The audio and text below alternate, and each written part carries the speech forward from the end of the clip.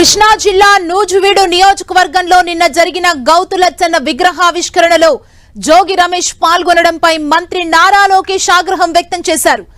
మంత్రి పార్థసారథి గౌతు శిరీషను వివరణ ఇవ్వాలని ఆదేశించారు. ఇదే కార్యక్రమంలో మంత్రి పార్థసారథి గౌతు శిరీష పాల్గొన్నారు.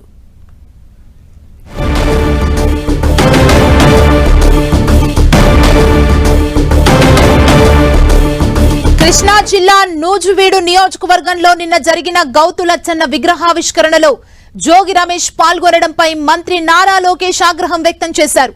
మంత్రి పార్థసారథి గౌతు శిరీషను వివరణ ఇవ్వాలని ఆదేశాలిచ్చారు. ఇదే కార్యక్రమంలో మంత్రి పార్థసారథి గౌతు శిరీష పాల్గొన్నారు. ఇదే అంశానికి సంబంధించి మరింత సమాచారం మా ప్రతినిధి రవిచంద్ అందిస్తారు. రవిచంద్, సుమా, ఉమ్మడి కృష్ణా జిల్లాలో నూజివీడు నియోజకవర్గంలో జరిగిన ఘటన టీడీపీ హైకమాండ్కి ఆగ్రహం తెప్పించిందని చెప్పుకోవచ్చు.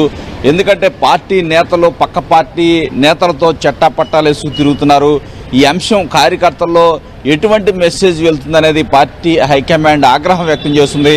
ఎందుకంటే నిన్న సర్దార్ గౌతు లచ్చన్న కాంస్య విగ్రహావిష్కరణ నూజివీడు నియోజకవర్గంలో జరిగింది. అయితే అది ఒక బీసీ సంఘాల ఆధ్వర్యంలో జరిగిందని చెప్తున్నప్పటికీ కూడా అక్కడ ఎవరైతే మంత్రి పార్థసారథి ఉన్నారో అక్కడ అదేవిధంగా పార్టీలోని గౌడ సామాజిక వర్గ ప్రతినిధులైన ఏదైతే కొనకళ్ళ నారాయణ కావచ్చు, కొనకళ్ళ బుల్లయ్య కూడా హాజరయ్యారు. సర్దార్ గౌతు లచ్చన్న మనవరాలు అదేవిధంగా పలాస ఎమ్మెల్యే గౌతు శిరీష కూడా ప్రత్యేక ఆహ్వానితురాలుగా అక్కడికి హాజరయ్యారు.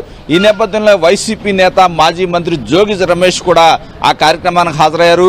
వారితో చట్టాపట్టాలు వేసుకొని టీడీపీ నేతలు ఉండటాన్ని ఆ పార్టీ క్యాడర్ జీర్ణించుకోలేకపోతుంది.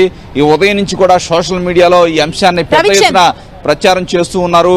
ఎందుకంటే జోగి రమేష్ చంద్రబాబుపై తోలనాడేవారు, అదేవిధంగా చంద్రబాబు ఇంటిపై కూడా దాడి చేసేందుకు ప్రయత్నించారు.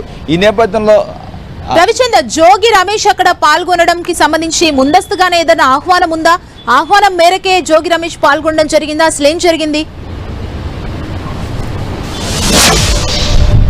అంటే డెఫినెట్గా కొంత ఎవరైతే స్థానికంగా గౌడ సంఘంలో యాక్టివ్గా ఉండే శివరామకృష్ణ అనే వ్యక్తి వీరిని ఆహ్వానించారని చెప్తున్నారు.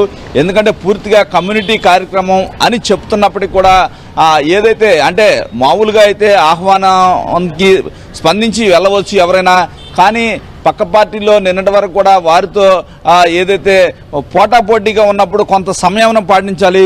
కానీ ఇక్కడ నేను చూస్తే కనుక చట్టాపట్టాలు వేసుకొని వారితో కలిసిమెలిసి టీడీపీ నేతలు ఉన్న పరిస్థితిని హైకమాండ్ సీరియస్గా తీసుకుంది.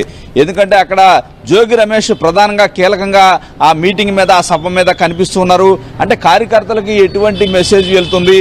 ఎందుకంటే జోగి రమేష్ నిన్నటి వరకు ఎటువంటి యాక్టివిటీ చేశారు వైసీపీలో, ఆయనపై కేసులు కూడా వేశారు.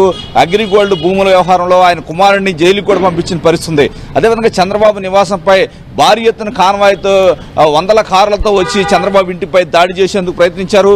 చంద్రబాబుని ప్రతిసారి కూడా తోలనాడుతూ అనేక సందర్భాల్లో ఆయన మాట్లాడిన పరిస్థితిని కూడా పార్టీ నేతలు గుర్తిస్తూ ఉన్నారు, చెప్తూ ఉన్నారు. ఈ నేపథ్యంలో అటువంటి వ్యక్తితో ఒకే స్టేజ్ పంచుకునే సందర్భం వచ్చినప్పుడు సంయమనం పాటించాల్సిన అవసరం ఉంది. కానీ ఈ విధంగా బహిరంగ చేయటం పట్ల కొంత ఆగ్రహం అయితే వ్యక్తం చేస్తుంది పార్టీ హైకమాండ్. నారా లోకేష్ కూడా దీని గురించి వివరాలు తెలుసుకుంటున్నారు.